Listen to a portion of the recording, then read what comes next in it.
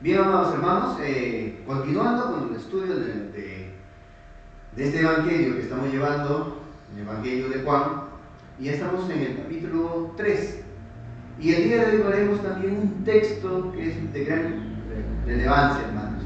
Y esto porque, en cuanto al evangelio de Juan, nos vamos a encontrar ¿en qué? En el último testimonio que el evangelista registra en cuanto a un hombre muy importante. ¿De quién hablo? De Juan el Bautista. Y ese testimonio de Juan el Bautista, en cuanto ¿de quién hablaba? ¿De qué daba testimonio Juan el Bautista? De nuestro Señor Jesucristo. Así que el texto, como dije, es de gran relevancia, amados hermanos, y también una enseñanza muy importante para todos los creyentes de todos los tiempos, amados hermanos. Les invito, por favor, amados hermanos, que vayamos al Evangelio de Juan. Vayamos, por favor, al capítulo 3. Abramos nuestras Biblias y vamos a dar lectura a los versículos del 22 al 30. Juan, capítulo 3, versículo 22 hasta el 30.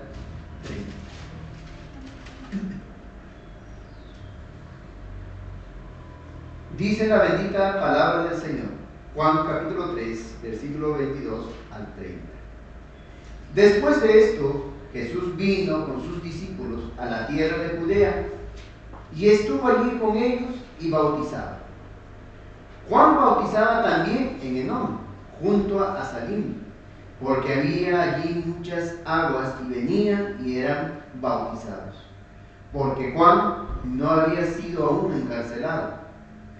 Entonces hubo disensión entre los discípulos de Juan y los judíos acerca de la purificación.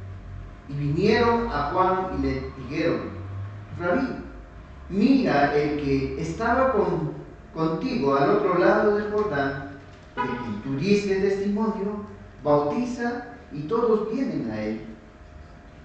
Respondió Juan y dijo: no puede el hombre recibir nada si no le fuere dado del cielo.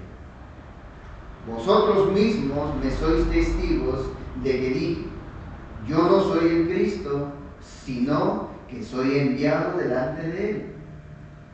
El que tiene la esposa es el esposo, mas el amigo del esposo que está a su lado y le oye, se goza grandemente de la voz del esposo. Así pues, mi gozo está cumplido. Es necesario que él crezca, pero que yo mengue. El Señor bendiga su palabra, amados hermanos. Esta narración del apóstol Juan en su evangelio, amados hermanos, la vamos a dividir en tres aspectos. Tres aspectos o tres partes que lo vamos a desarrollar en lo largo de la predicación, hermanos. La primera parte, vamos a ver el contexto en que se desarrolla este último testimonio que recoge el evangelista en el Evangelio de Juan en cuanto ¿a quién? A Juan el Bautista. La segunda parte, vamos a ver de este texto, podemos señalar como la situación que origina a este testimonio de Juan el Bautista, a este último testimonio de Juan el Bautista. En cuanto a qué? A la persona de nuestro Señor Jesucristo. Y la tercera parte, amados hermanos, es el testimonio en sí de Juan el Bautista. Iniciemos entonces, amados hermanos, viendo lo primero, el contexto en que se desarrolla este último testimonio que el Evangelio de Juan lo registra en cuanto a Juan el Bautista. Y su señalamiento de quién era la persona de nuestro Señor Jesucristo. Volvamos a leer, por favor, amados hermanos, el versículo 22 de Juan 3. Después de esto, vino Jesús con sus discípulos a la tierra de Judea y estuvo allí con ellos y bautizaba. El pasaje comienza diciendo, amados hermanos, después de esto. Ahora, ¿después de qué? Y es una expresión que trata de resumir todo lo que hasta este momento el evangelista Juan, el apóstol Juan, ya ha expresado en cuanto a quién, a nuestro Señor Jesucristo. Porque debemos siempre recordar, amados hermanos, la intención que tiene Juan el apóstol de escribir este evangelio. Siempre tenemos que tener presente, hermanos. Por ello, vayamos por favor a Juan capítulo 20. Juan capítulo 20. Vamos a dar lectura a los versículos 30 y 31.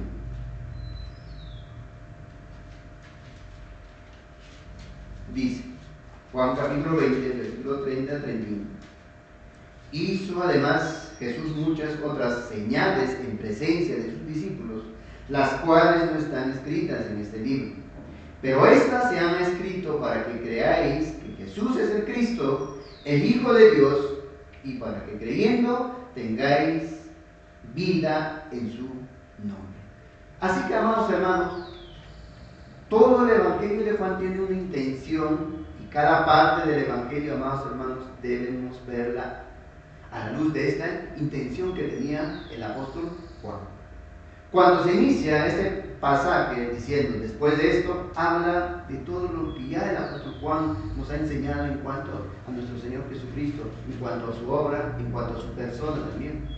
El apóstol Juan también nos ha demostrado que en el bautismo de nuestro Señor Jesucristo, a Juan el Bautista le fue señalado por el Padre las siguientes palabras, por ejemplo en Juan 1,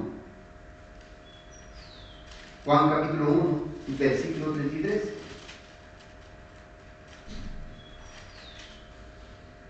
Dice, y yo no le conocía, pero el que me envió a bautizar con agua, ¿quién le envió? El Padre.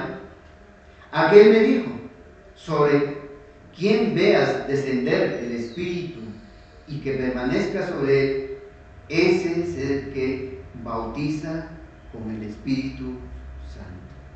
También vemos, amados hermanos, hemos visto cómo Juan el Bautista habla dando testimonio de nuestro Señor Jesucristo en Juan 1:29, unos versículos antes.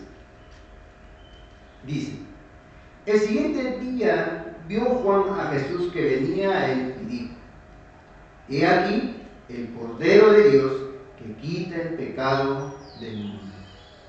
También estudiamos, amados hermanos, el llamamiento de sus primeros discípulos y todo lo que señalaba, ¿no?, en cuanto a la persona de nuestro Señor Jesucristo en medio de dicho llamamiento. Hemos estudiado también la primera señal que hizo nuestro Señor Jesucristo, una señal gloriosa, donde en las bodas de Caná, en Caná de Galilea. También hemos visto cómo nuestro Señor Jesucristo sube a la fiesta de la Pascua y ¿qué hace? Como en la lectura que hemos visto también, similar, y limpia el templo, porque el templo había sido usado por mercaderes. Tristemente no había santidad en el templo, por eso que el Señor limpia. Pero también nos enseña de que el Señor Jesucristo hace muchos milagros, maravillas, que también nos dice al final que muchos creyeron, pero también vimos que ese creer no era real, sino era falso. También hemos estudiado que la conversación que tuvo nuestro Señor Jesucristo con ¿quién? Con Nicodemo, donde se expone que la única manera de entrar al reino de los cielos es a través de una obra soberana de Dios que Él hace o da. ¿A través de qué? De nuevo nacimiento. También vimos en medio de dicha conversión que la responsabilidad que tiene el hombre en cuanto al mensaje que ha sido predicado, en cuanto al mensaje del Evangelio que ha sido predicado. No queda, yo recibo el Evangelio, bueno, pues voy a esperar que el Señor haga toda la obra. No hay una responsabilidad. Siempre repetimos, hay dos líneas paralelas que la Biblia nos grita: la soberanía de Dios y la responsabilidad del hombre. La soberanía de Dios y la responsabilidad del hombre. No queda solamente en la soberanía de Dios. La soberanía de Dios es dar vida, nuevo nacimiento, y la responsabilidad de nosotros responder a esa predicación del Evangelio. Así que, amados hermanos, cuando este pasaje que vamos a estudiar comienza diciendo, después de esto, debemos entender que todo es un resumen que hace el apóstol Juan. Ya nos ha enseñado en cuanto a nuestro Señor Jesucristo. Hay mucho que hemos visto, hermanos, y que ya el Evangelio nos ha enseñado también en cuanto a nuestro bendito Señor y Salvador. Por eso el apóstol Juan dice en Juan 3:22, después de esto vino Jesús con sus discípulos a la tierra de Judea y estuvo allí con ellos y bautizaba.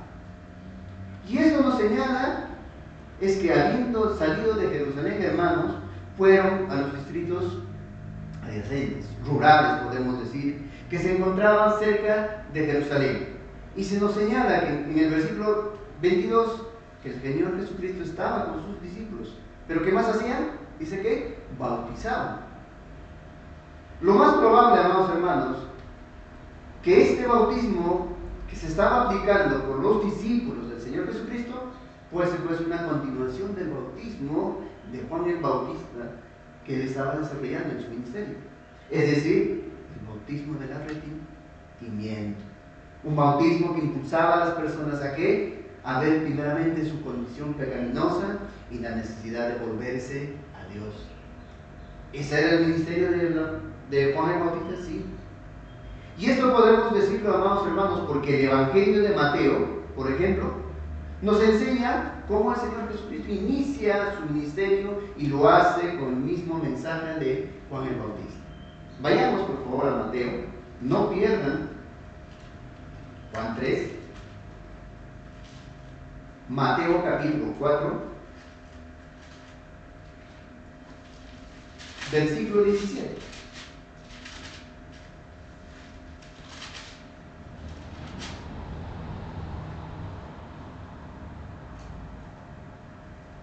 Dice, desde entonces comenzó Jesús a predicar y a decir, ¿qué dijo? Arrepentíos porque el reino de los cielos se ha acercado.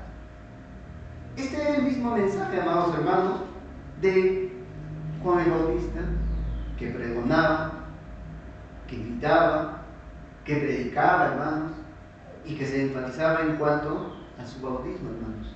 Así que podemos decir que el bautismo que el apóstol Juan nos señala que los discípulos del Señor estaban realizando en esos lugares, podemos decir que era una continuación del bautismo de Juan realizado, Juan el Bautista.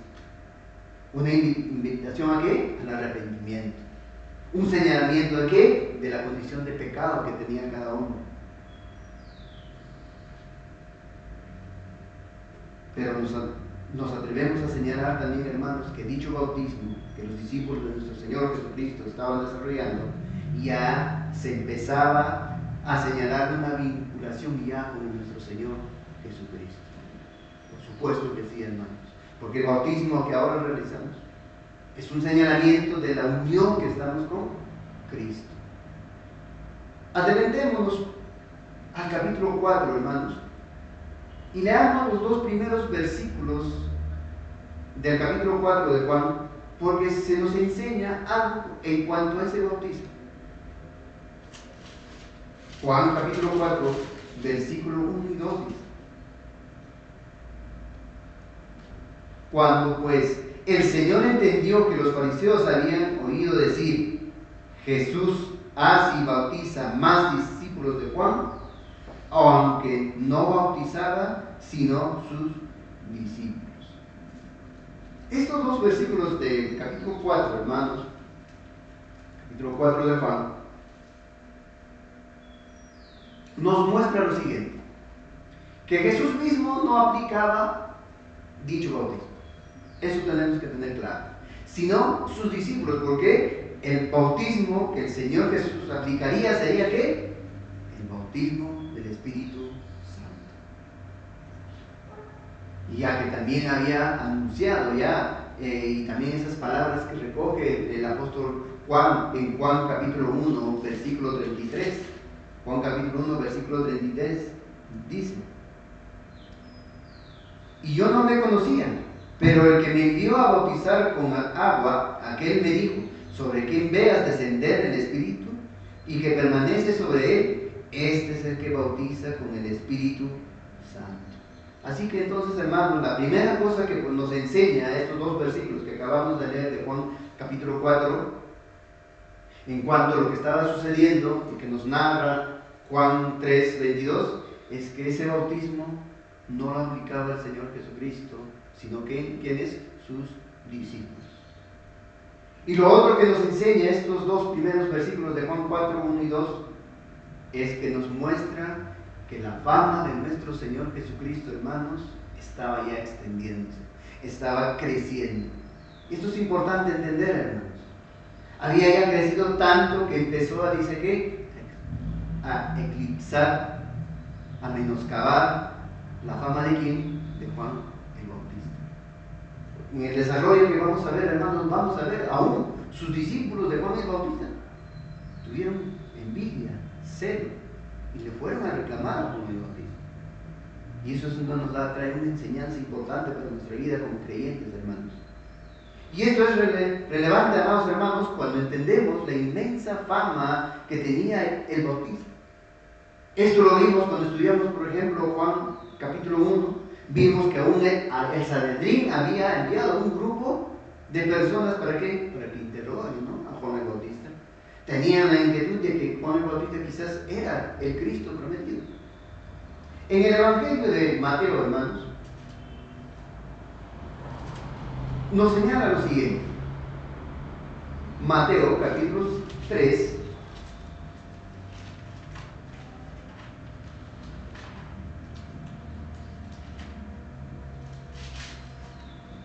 versículo 5.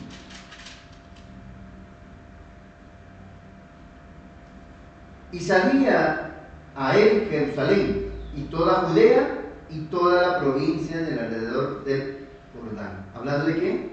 De Juan el Bautista. O sea, la fama de Juan el Bautista era bastante.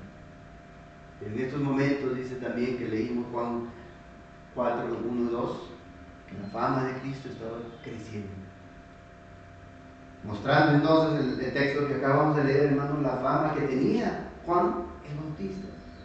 Era mucha, hermanos.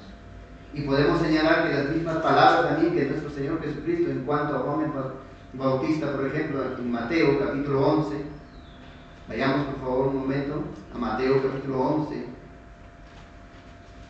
versículos del 7 al 11. Nos dice algo, hermanos. Resaltando nuestro Señor Jesucristo en la fama que tenía, la obra que estaba haciendo Juan. Dice: mientras ellos iban, comenzó a decir de Juan a la gente: ¿qué saliste a ver al desierto? ¿Una caña sacudida por el viento? ¿O qué saliste a ver? ¿A un hombre cubierto de vestiduras delicadas? He aquí, los que llevan vestiduras delicadas en las casas de los reyes están. Pero, ¿qué saliste a ver? ¿A un profeta? Sí, os digo, y más que profeta, porque este es de quien está escrito: he aquí, yo envío mi mensajero delante de tu faz, el cual preparará tu camino delante de ti. 11 dice: de cierto os digo, entre los que nacen de mujer no se ha levantado otro mayor que Juan el Bautista. Pero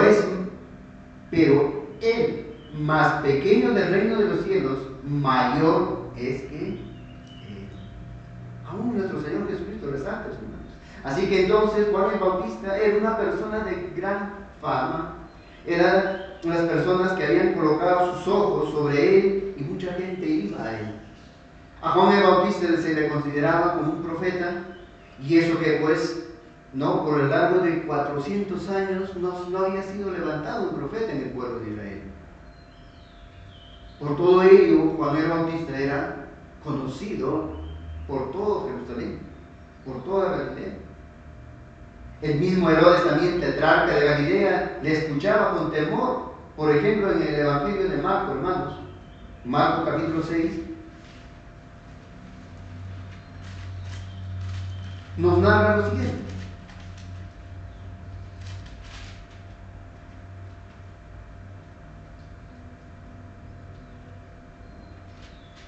Marcos capítulo 6, versículo 20.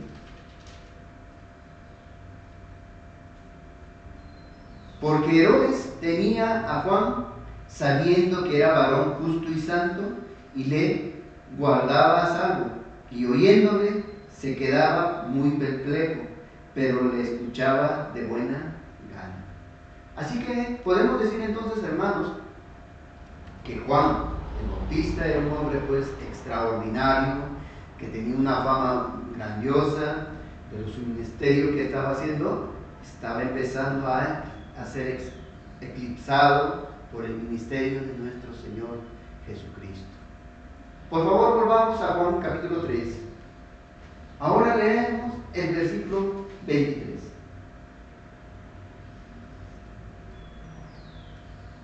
Juan bautizaba también en Enón, junto a Salim, porque había allí muchas aguas y venían y eran bautizados. El apóstol Juan, amados hermanos, nos muestra cómo Juan el Bautista seguía ¿qué? Señalando entonces el camino hacia aquel que había de venir, demandando ¿qué? Arrepentimiento.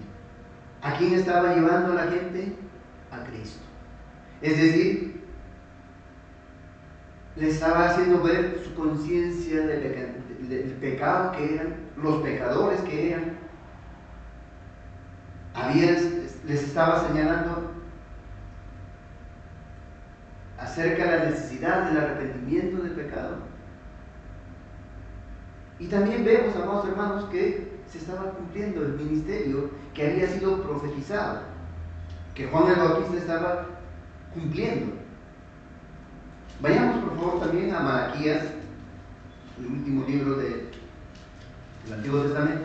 Malaquías capítulo 4, leamos el versículo 5 y 6, los últimos versículos que cierran el canon del Antiguo Testamento. Dice Malaquías capítulo 4, versículo 5 y 6.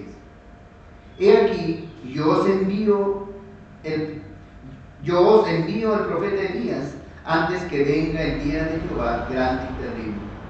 Él hará volver el corazón de los padres hacia los hijos y el corazón de los hijos hacia los pobres, no sea que yo venga y hiera la tierra con maldición. Juan el Bautista, entonces, hermanos, nos señalaba que el capítulo 3, versículo 23, que el apóstol Juan en su evangelio estaba siguiendo, realizando su labor, su llamado que el Señor había encomendado, dando ese ministerio, llamando al pueblo que al arrepentimiento. Y el apóstol Juan nos dice en el versículo 24 de Juan 3 un señalamiento, hermanos, muy importante.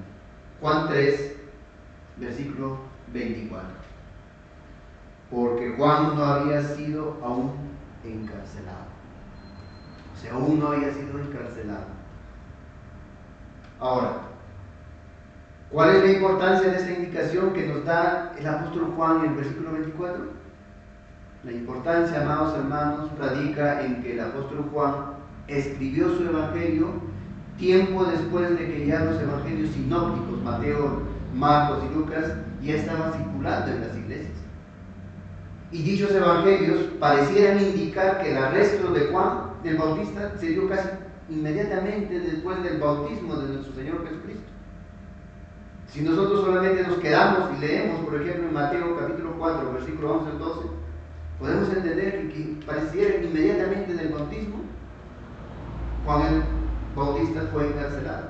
No, hermanos. Pero leamos lo que dice Mateo 4, hermanos. Mateo capítulo 4.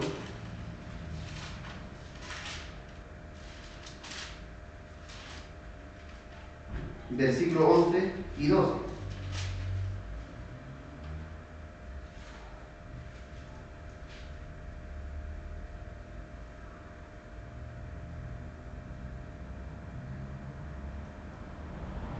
Dice: el diablo entonces le dejó, y aquí vinieron ángeles y le servían. Y el 12: cuando Jesús oyó que Juan estaba preso, volvió a Galilea. En el relato de Mateo vemos, después del bautismo, ¿qué pasa? ¿no? Por el Espíritu Santo es llevado al desierto para que sea tentado a nuestro Señor Jesucristo. Después de haber ya, que el diablo dejó, cuando no sucumbió a la tentación, y gloria a Dios por ello, le dice el diablo entonces lo dejó, y aquí vinieron ángeles y le servían. Y inmediatamente, dice el relato, cuando Jesús oyó que Juan estaba preso, volvió a Galilea. Entonces podemos decir que inmediatamente, entonces no hubo más ya su predicación. No, hermanos, siguió. Juan el Bautista siguió, ¿qué? Predicando el Evangelio. Siguió cumpliendo su ministerio. Y Marcos capítulo 1, versículo 14, también nos dice algo, hermanos. Marcos capítulo 1, versículo 14.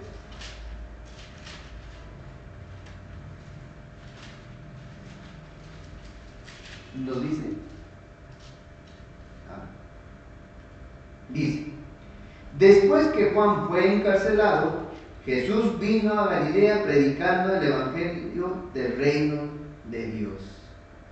Así, si uno se quedara solamente con las enseñanzas, como dije, en los sinópticos, pareciera que Juan, pues, fue encarcelado inmediatamente después del bautismo de nuestro Señor Jesucristo.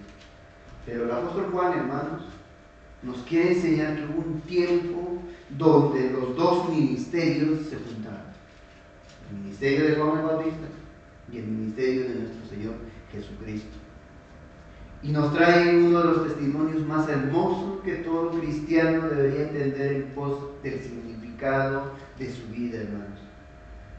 Así que ya, viendo el contexto en el cual se desarrolla el testimonio de Juan, vayamos al segundo aspecto de esta narración que nos da el capítulo 3, y es la situación que da origen a este último testimonio de parte de Juan el Bautista. Leamos, por favor, Juan capítulo 3, versículos 25 y 26. Juan capítulo 3, versículo 25 y 26. Entonces hubo disensión entre los discípulos de Juan y los judíos acerca de la purificación. Y vinieron a Juan y le dijeron: Rabí, mira que el que estaba contigo al otro lado del Jordán, de quien tú diste testimonio, bautiza y todos vienen a él.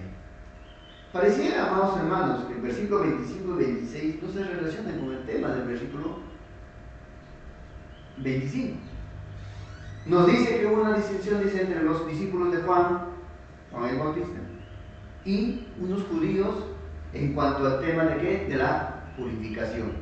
Y el versículo 26 nos dice que los discípulos de Juan, después de esa discusión, vinieron, ¿no?, a Juan el Bautista a informar de lo que estaba sucediendo con los discípulos del Señor Jesucristo y cómo la gran mayoría de las personas iban a Él, iban a Cristo. Preguntemos, ¿qué tenía que ver la discusión de los discípulos de Juan el Bautista con los judíos con este informe que llevan a Juan el Bautista? La respuesta, amados hermanos, es la siguiente. Los judíos empezaron a cuestionar a los discípulos de Juan el Bautista, que en lugar cercano pues había otros que estaban también administrando ese mismo bautismo, pero que tenía que más significancia, y es porque muchos también ya estaban acudiendo a él. De alguna manera podemos decir que pues los seguidores de Juan el Bautista estaban menorando, ¿no? Los seguidores de Juan el Bautista estaban menguando. Por eso, amados hermanos, J.C. Ryle comenta lo siguiente. J.C. Ryle dice, comienzo la cita: parece probable de que se tratara de una discusión entre los judíos incrédulos y los discípulos de Juan el Bautista con respecto al valor comparativo de los dos bautismos que se estaban administrando en Judea. Esto es el bautismo de Juan y el de Cristo. ¿Cuál purifica más? ¿Cuál era más eficaz? ¿Cuál de los dos era más valioso? Los judíos probablemente se mofan en cuanto a los discípulos de Juan por el declive de la popularidad de su maestro. Fin de la cita. Es muy diciente lo que dice, amados hermanos, J.C. Rey. Había una discusión, ¿no? Judíos incrédulos decían: mira, Juan el Bautista, tu maestro, está perdiendo seguidores y la mayoría de la gente está yendo a seguir a Cristo. Había una discusión que no era saludable, porque esa situación también pues llevó tristemente a los discípulos de Juan a sentir cosas que no debía sentir un creyente. Así que, hermanos, es por eso que el tema de la conversación de los discípulos de Juan el Bautista fue la siguiente: mira, ¿no?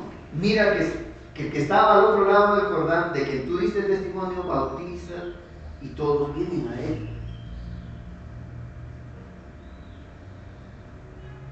Y eso parecía un reproche, hermanos. Esto es lo que después de esa conversación, de esa discusión que había con los judíos, con los seguidores, con los discípulos de Juan el Bautista, y en el versículo 16 dice: y vinieron a Juan y le dijeron: Rabí, mira, el que estaba contigo al otro lado del Jordán, de quien tú diste testimonio, bautiza y todos vienen a él. Se puede ver un tinte de reproche, un tinte de queja. Están diciendo: no, mira, el que tú diste testimonio ahora tiene más seguidores que a nosotros, ya no nos siguen mucho, en otras palabras.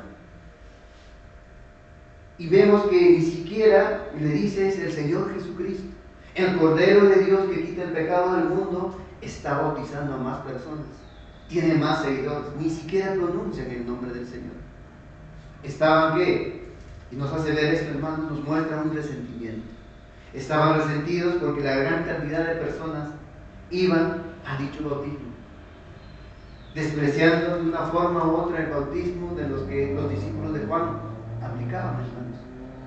Mis amados hermanos, esta es una muestra del problema de lo que surge en el corazón del hombre, hermanos. Celos, envidia. Ellos ya no eran tan populares, ya no eran tan renombrados. Había otro que había aparecido que les estaba llevando en las masas de las personas, porque ya tenía más seguidores, y eso les llevó a tener celos, a tener envidia. Por eso que la manera como llevan ese informe a Juan el Bautista. Y miremos dentro de ese reproche, hermanos, que le traen a Juan el Bautista, un tinte de señalamiento, porque le dicen de una forma u otra: es tu culpa, Juan el Bautista. Tú no estás trabajando seguramente como debes trabajar por el ministerio, por eso que estamos perdiendo adeptos, estamos perdiendo seguidores. Porque le dicen de una forma, pues, no, de reproche. Y no podemos pasar por alto esto, hermanos, en este momento que Juan el Bautista había dado testimonio a sus discípulos de quién era el Señor Jesucristo. Juan el Bautista no se engrandeció él mismo. Tajantemente dice: yo no soy el Cristo. Cuando digo: he aquí, el Cordero de Dios, estaba dando testimonio de Cristo. Pero sus discípulos tristemente no habían entendido eso. Quizás le estaban siguiendo, pues, tristemente. ¿Por qué? Porque Juan el Bautista en ese momento tenía una fama, era de renombre en el pueblo de Israel, porque era un profeta. Por eso preguntémonos, hermanos, ¿por qué se da esa actitud de parte de los discípulos de Juan el Bautista? ¿Por qué toman dicha posición, una posición grave, esa posición de envidia, de celos? ¿Por qué llegan a tomar dichos sentimientos? La respuesta es, hermanos, por desconocer el objetivo de sus existencias, porque al desconocer el objetivo de sus vidas. Amados hermanos, el desconocer cuál es nuestro objetivo de nuestra vida es una tragedia. Es vivir ¿qué? Una vida desorientada, como viven los incrédulos, ¿no? Errando en sus acciones lo que realizan, hermanos. El erudito J.I. Packer dice sobre este asunto lo siguiente, hermanos. Comienzo la cita: el que descuida el estudio de Dios se sentencia a sí mismo a transitar la vida dando tropezones y errando el camino como si tuviera los ojos vendados, por así decirlo, sin el necesario sentido de dirección y sin comprender lo que ocurre a su alrededor. No entender cuál es el propósito de Dios para la vida es vivir perdido en medio de una gran ciudad, en un país desconocido, con una lengua desconocida. Fin de la cita. ¿Por qué tomaron entonces esa actitud los discípulos de Juan el Bautista? Porque no conocieron, no entendieron el objetivo de sus propias vidas, amados hermanos. Y esa es una tragedia que lleva de continuo a errar en nuestras acciones, hermanos. Pero la respuesta que da Juan el Bautista les enseña que Juan el Bautista sí entendía por qué estaba pasando esa situación, por qué estaba perdiendo seguidores. Y es a través de esa respuesta, hermanos, que encontramos una enseñanza maravillosa para nosotros como creyentes. ¿Cuál es la reacción que tuvo Juan el Bautista ante la queja de sus discípulos? La misma rabia que ellos. Quizás se puso triste. ¿Por qué estoy haciendo mal? Porque ya no tengo muchos seguidores, quizás. Lo mismo celo que ellos, la misma envidia que ellos, la misma indignación que ellos. No, hermanos. Miremos lo que respondió Juan el Bautista, lo cual nos introduce la tercera parte de la predicación, hermanos. Juan 3, 27 al 30.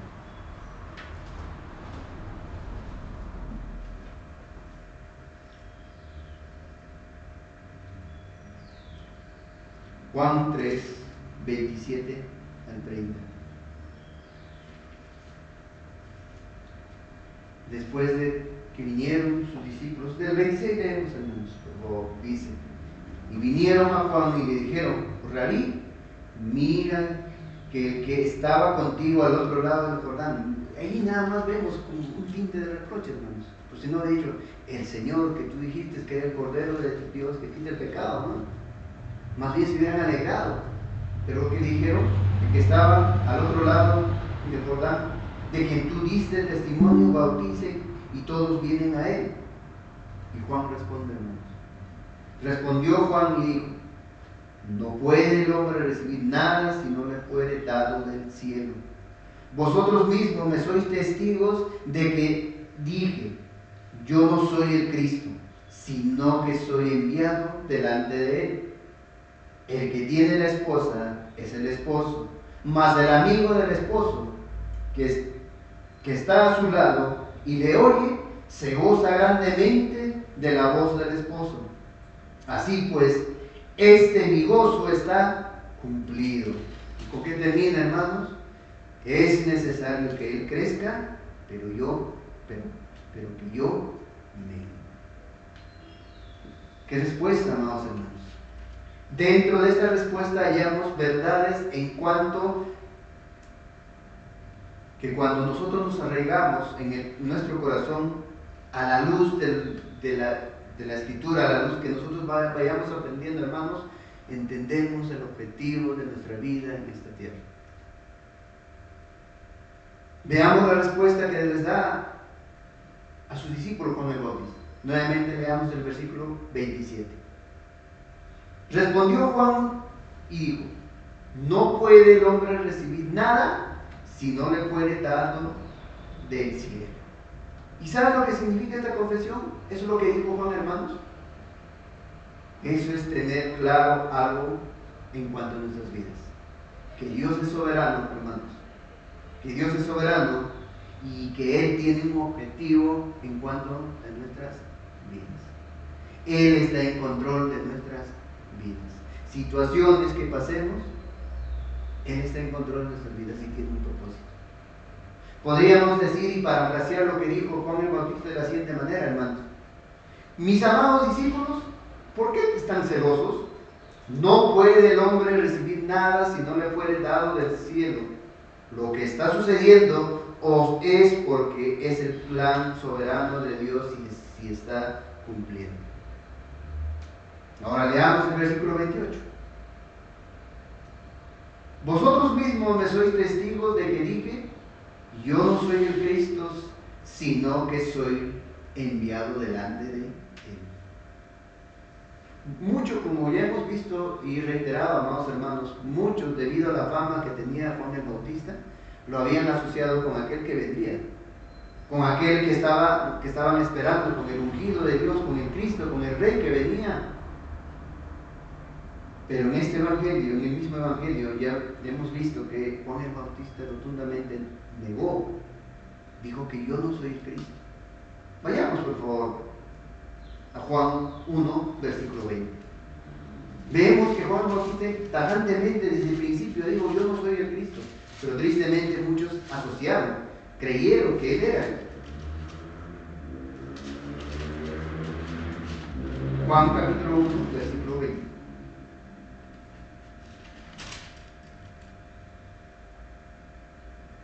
Confesó y no negó, sino confesó, dice, yo no soy el Cristo. Yo no soy el Cristo.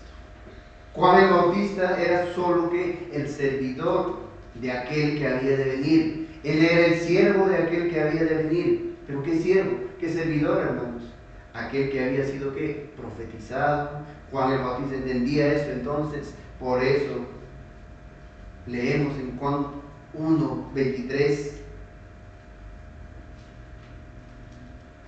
Dijo, yo soy la voz de uno que clama en el desierto, enderezar el camino del Señor, como dijo el profeta Elías. Él era consciente, amados hermanos, de que él solamente era un servidor, era el pregonero, que se estaba cumpliendo la profecía dada en el Antiguo Testamento por el profeta Isaías. Juan el Bautista era consciente, hermanos, por eso su respuesta. Juan el Bautista sabía cuál era el papel que Dios le había ya encomendado, ser aquel que pregonaba su venida del Mesías, aquel que anticipaba la venida del Mesías. Era un personaje maravilloso Juan el Bautista, sí. Él no afirmó que él era el Cristo, tajantemente dijo que no. Él afirmó que ser un profeta que había sido señalado, que él vivió también acorde a ese entendimiento, hermanos, acorde a ese objetivo de su existencia. Eso mismo nosotros, hermanos, aunque no como en profecía, pero a la luz de las Escrituras sabemos cuál es nuestra misión en esta tierra, hermanos. Por eso, hermanos, que una persona esté viviendo conforme a lo que Dios tiene determinado para su existencia es una expresión de mayor plenitud que alguien pueda llegar a experimentar, hermanos. Porque todos los hombres, hermanos, de una manera innata buscan ¿qué? Plenitud en sus existencias, buscando quizás significado de su vida. ¿Pero en qué buscan? En las riquezas, en las vanidades, en los juegos, en los vicios, en las diversiones. Ahí quieren encontrar su felicidad. Pero esto solamente es posible, amados hermanos, cuando vivimos desarrollando el plan de Dios que tiene para nuestras existencias. Vivir conforme a su voluntad, someternos a su voluntad.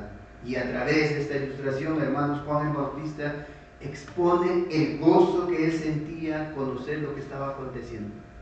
No se puso triste, no se puso celoso como sus discípulos, no se puso envidioso como sus discípulos, sino sentía el gozo, porque para eso había venido, cumplió su ministerio. Mientras que en el corazón de sus discípulos había amargura, celos, envidia, por lo que estaba aconteciendo en el corazón del Bautista, hermano, de Juan el Bautista, estaba lleno de gozo. Miremos la ilustración que trae Juan el Bautista, ¿no? Para exponer dicho gozo, hermanos. Juan 3, versículo 29.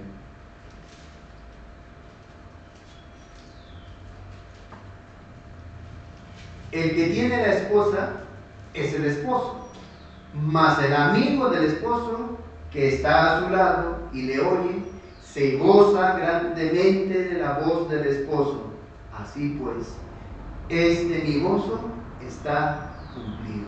señala Juan el Bautista. El Bautista, entonces, hermanos, habla de su concepción mental de las Escrituras, hermanos. Tenía claro, hermanos, que el esposo y la esposa es un símbolo de la relación que tiene Dios con su pueblo. Pues el matrimonio es sagrado, hermanos. Apunta a ello. Y Juan el Bautista sabía ello, hermanos, por eso nos da ese relato. Esta es una verdad, hermanos, que recorre tanto el Antiguo Testamento como el Nuevo Testamento. La relación de esposo y esposa es una muestra de ¿qué? De una ilustración de la relación que tenemos con Dios. ¿Quién es el esposo? Cristo. ¿Quién es la esposa? La iglesia. Por ejemplo, hermanos, vayamos por favor a Isaías capítulo 54. No pierdan Juan 3. Isaías 54. Leemos el versículo 5. Dice: porque tu marido es tu hacedor, Jehová de los ejércitos es su nombre, y tu redentor, el Santo de Israel, Dios de toda la tierra será llamado. Apuntando aquí Jesús. Pero de la misma verdad también encontramos, amados hermanos, expresado por la boca del apóstol Pablo en Efesios. Vayamos por favor a Efesios.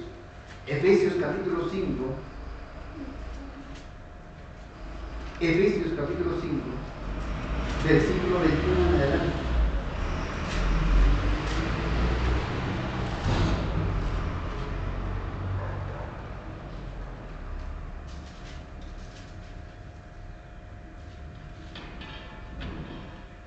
Hasta el 25, hermanos. Dice, Efesios 5, versículo 21 al 25. Someteos unos a otros en el temor de Dios. Las casadas estén sujetas a sus propios maridos como al Señor, porque el marido es cabeza de la mujer, así como Cristo es cabeza de la iglesia, la cual es su cuerpo y Él es su Salvador. Así que, como la iglesia está sujeta a Cristo, así también las casadas lo estén a sus maridos en todo. 25. Maridos, amad a vuestras mujeres, así como Cristo amó a la iglesia y se entregó a sí mismo por ella. Y termina diciendo en el versículo 32, hermanos: grande es este misterio, mas yo digo esto respecto de Cristo y de la iglesia. Así que, amados hermanos, traer esta ilustración de una boda de esposo o esposa es una ilustración maravillosa, hermanos, en cuanto al entendimiento que recorre toda la Escritura. Juan el Bautista señalaba que él no era el novio, que no era el esposo. Solo era ¿qué? El amigo del esposo o el amigo del novio. Y ese era su papel, hermanos, que él tenía que cumplir, el papel de su vida.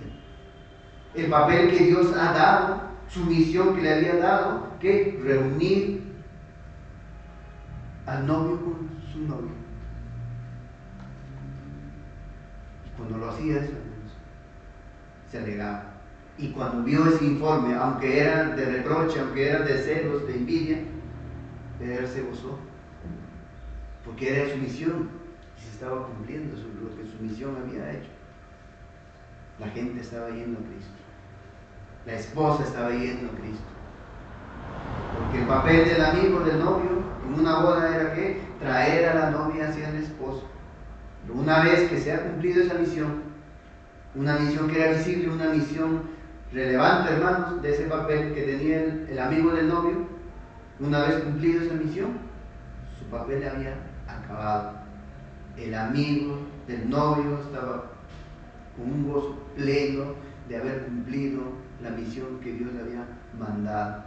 Por eso Juan el Bautista, hermanos, al escuchar de la noticia que muchos van hacia el Señor Jesucristo, señala: así pues, mi gozo está cumplido. ¿Qué expresión, hermanos? Nuestro gozo debe ser igual, hermanos. ¿Para qué nosotros hemos sido salvados? Hay una misión. ¿Lo estamos cumpliendo? Esa es la pregunta que debemos hacernos cada uno de nosotros. En vez de sentir la amargura, de celos, envidia como sus discípulos, Juan el Bautista señala que sentía un gozo pleno, que su misión había sido cumplida. Había realizado lo que le correspondía realizar, porque para eso había sido llamado, para eso había sido designado. Por eso se gozó, hermanos. Por eso la respuesta, o también cómo termina esta expresión, hermanos, Juan 3, versículo 30. Juan 3, versículo 30 dice: es necesario que Él crezca, pero que yo mengue. Ese es necesario, hermanos, resalta que ese era el plan, que ese era un decreto divino, que esa era su misión. Y esta nos debe siempre recordar en nuestras mentes, hermanos. Es necesario que yo mengue, pero que Cristo crezca en nosotros. Nuestro yo muera y Cristo crezca, hermanos. Y quisiera traer dos aplicaciones en cuanto a esta porción del Evangelio de Juan, hermanos, en cuanto a este último testimonio que da Juan el Bautista, en relación de cómo es nuestra relación con el Señor Jesucristo ahora que somos creyentes.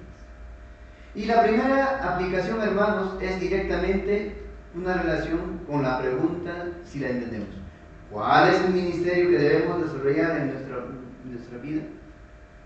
Nosotros somos criaturas de Dios, sí. Criaturas que hemos sido salvados por su misericordia. Criaturas que tienen un objetivo en cuanto a nuestra salvación, hermanos. Ahora te hago una pregunta.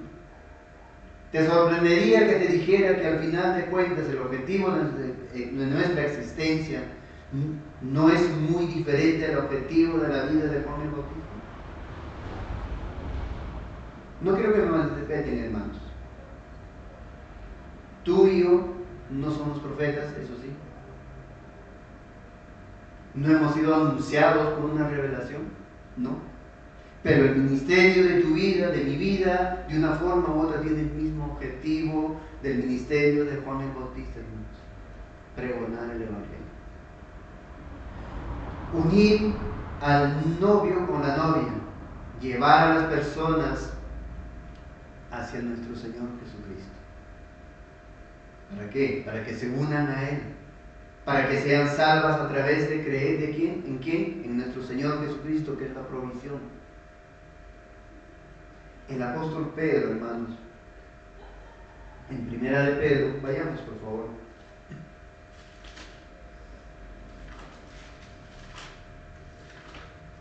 En Primera de Pedro, capítulo 2, versículo 9, señala lo siguiente en cuanto a la iglesia, hermanos: mas vosotros, hablando de la iglesia, sois linaje escogido, real sacerdocio, nación santa, pueblo adquirido por Dios, para que anunciéis las virtudes de aquel que os llamó de las tinieblas a su luz admirable. Cristo, Cristo, Cristo debe ser nuestro anhelo en nuestras vidas, amados hermanos, en cuanto a todas las relaciones que deben desarrollar en nuestra vida. Hasta que aquel al que has presentado la verdad del Evangelio se una al novio, a Cristo. Ahí va a venir tu gozo. Y la segunda aplicación que podemos traer, hermanos, para nuestra vida, el primero es entender que tenemos un propósito de ¿qué? De llevar ahora que hemos sido salvos a las personas hacia la presencia, hacia los pies de nuestro Señor Jesucristo. Y ello haremos, o nos llevará a ¿qué? A tener gozo y plenitud de nuestra existencia, hermanos, que hemos cumplido el ministerio y el que el Señor nos ha encomendado. Pero también tenemos que entender que en dicho ministerio, hermanos, nuestro ego debe ser pisoteado, debe menguar, nuestro yo. Porque muchas veces veremos que otras personas en este propósito tienen mayor éxito en esta labor. Tal vez quizás por negligencia, sino también porque quizás Dios ha determinado de esa manera. Porque si nosotros comparáramos en los ministerios de los profetas, según los historiadores, teólogos, Jeremías, en su predicación, en su ministerio, poco fueron salvados. Pero Dios utilizó grandemente este hombre para que nosotros, mediante sus escritos, pues exaltemos a Dios. Como dijo Juan el Bautista, hermanos, no puede el hombre recibir nada si no le fuere dado del cielo. Pero lo importante es, hermanos, que a través de ti, o a través quizás de otra persona, lo importante es ver que las personas acuden a la presencia de Cristo, a los pies de Cristo en arrepentimiento y en fe, hermanos. Y eso debe ser, ¿qué? Para gozarnos. Pero tristemente, es en este punto donde vemos una gran tragedia en el medio de la iglesia de Cristo. Hombres que desean ser reconocidos ellos más que Cristo. Hombres que se jactan de lo que hacen en vez de darle la gloria a Dios, porque todo viene de Dios. Juan Calvino expresó lo siguiente, hermanos. Comienzo la cita. El ministro que gana la iglesia para sí mismo en vez para Cristo está boicoteando la boda que debería honrar. Y tristemente, hermano, esto es lo que acontece muchas veces. Muchas personas han formado un nombre a costa de Cristo. Y esto es terrible, hermanos. Y esto se ve plagado en las redes sociales, hermanos. Ese es el peligro que tristemente y preocupante que se observa en muchos ministros que habían iniciado en un momento con bien, hermanos. Que cuando estaban perdiendo adeptos, seguidores en sus redes sociales, ¿qué hicieron? Comenzaron a hablar aún de las cosas mundanas, tratando de hacer ver tinte de cristianismo. Y cuando no tienen seguidores se ponen tristes. Eso pasa, hermanos, y no debe ser así.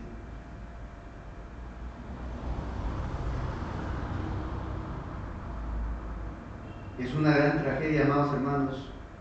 Un ministerio no puede generar discípulos del ministro, sino que debemos generar discípulos de Cristo, y el ministro debe irse opacando más y más a la luz de Cristo, la luz de la gloria de Cristo que se ha exponido en el púlpito, hermanos. La gloria del Señor debe ser predicado en cada púlpito. J.C. Wright dice, comienzo la cita: una vela comparada con la oscuridad es luz. Somos luz, somos una vela que alumbra, ¿sí?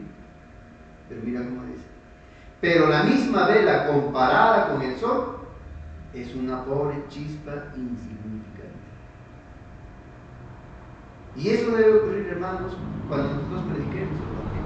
Cristo debe ser exaltado. Él debe ser exaltado. Por eso nuestros testimonios en nada ayudan. Primero es el Evangelio. Claro, puedes compartir lo que hizo Cristo en tu vida, pero principalmente es presentar a Cristo. Debe ser exaltado Cristo. Cristo debe ser exaltado, hermano. Él debe ser exaltado, y el ministro, el que predica el Evangelio, en cualquier área de su vida debe ser opacado. Cristo debe ser quien brille, hermanos. Es una maravillosa ilustración que trae Juan el Bautista, hermanos. Nuestro deseo de que Cristo sea exaltado también lo encontramos, amados hermanos, en el apóstol Pablo, quien en la cárcel se gozaba de que algunos que no lo estimaban a él estuvieran predicando a Cristo, aún ¿con qué? Con intenciones aún de causarle malestar a Pablo. Ellos pensaban ello, pero Pablo se gozaba. que Cristo estaba siendo predicado. Vayamos por favor a Filipenses. Y eso Pablo entendió, hermanos, ese era su gozo, porque su Señor le había dado ese objetivo para su vida y estaba siendo cumplido, hermanos. Filipenses capítulo 1, versículos 15 al 18.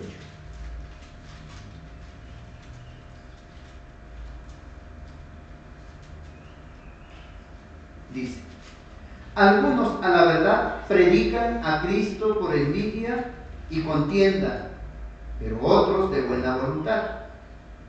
Los unos anuncian a Cristo por contención, no sinceramente, pensando añadir aflicción a mis prisiones.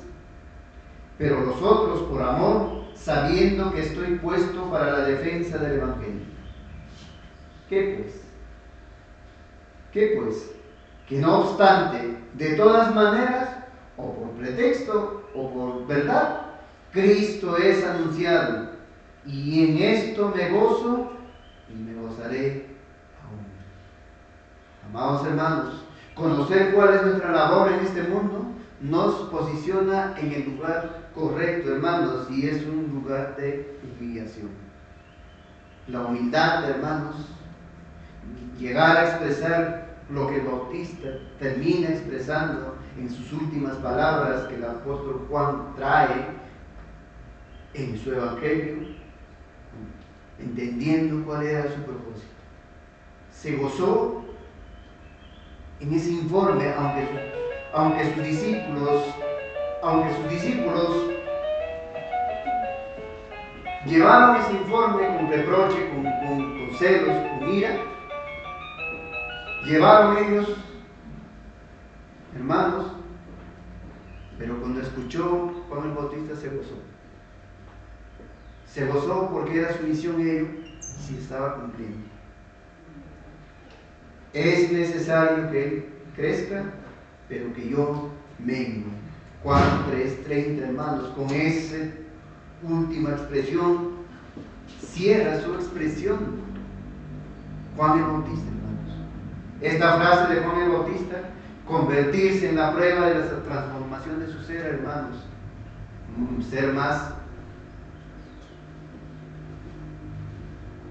como Cristo, y que su yo, su ego, sea menguado. Él no se puso celoso, no se puso envidioso, hermanos, no se molestó por ese informe, sino más bien se gozó, porque él estaba viendo que su ministerio estaba cumpliendo, para la cual había sido llamado. Es lo mismo debemos sentir en nuestros corazones, hermanos. ¿Estamos cumpliendo el ministerio como el Señor nos ha propuesto? ¿Para eso nos ha llamado? Sí, hermanos. Por eso cuando nosotros prediquemos, presentemos a Cristo y a este crucificado, como dice el apóstol Pablo. Presentemos a Cristo. ¿Quieres tener gozo? ¿Quieres tener esa copa de tu ser rebosando de gozo? Que Cristo sea exaltado en tu existencia, que tu boca y tus acciones glorifiquen al Señor de gloria, hermanos. Que tu objetivo sea llevar a las personas al novio, a Cristo. Ahí hallaremos el gozo de nuestra existencia, hermanos. Ahí, entendiendo como entendió Juan el Bautista, nosotros nos esforzaremos para cumplir la voluntad de nuestro Dios. Terminemos, amados hermanos, preguntándonos: ¿qué aconteció con Juan el Bautista? Él fue arrestado por cumplir su deber, por señalar la pecaminosidad, su pecado de un hombre perverso, en este caso Herodes, y finalmente ¿qué fue? Fue decapitado, su cabeza fue presentada en un plato. Y alguien podría decir: qué triste final, pero ¿qué diremos a ellos, hermanos? ¿Y qué? Juan el Bautista había cumplido su misión, hermanos, en esta vida. Había vivido una vida con toda plenitud, cumpliendo el ministerio por el cual el Señor le había llamado. Él había rebosado su corazón de gozo, hermanos. Amados hermanos, ese debe ser nuestro propósito de nuestra existencia. Que cuando lleguemos al final de nuestros días, podamos expresar junto al apóstol Pablo lo que expresó, amados hermanos, en 2 de Timoteo capítulo 4. Y con eso cerramos, hermanos. 2 de Timoteo capítulo 4, versículos 7 al 8. Lo mismo, aunque en otras palabras, lo expresó Juan el Bautista. Lo mismo, seguramente todos sus apóstoles, siervos, han expresado. 2 de Timoteo 4, 7 al 8. He peleado la buena batalla, he acabado la carrera, he guardado la fe. Por lo demás, me es guardada la corona de justicia, la cual me dará el Señor, juez justo, en aquel día, y no solo a mí, sino también a todos los que aman su venida. Roguemos al Señor su guía, su ayuda para que sirvamos al Señor hasta nuestro último aliento, independientemente de las situaciones que podamos pasar. Juan el Bautista se gozó al ver que su ministerio estaba siendo cumplido. No se quejó, no se puso triste porque estaba perdiendo seguidores, más bien se gozó.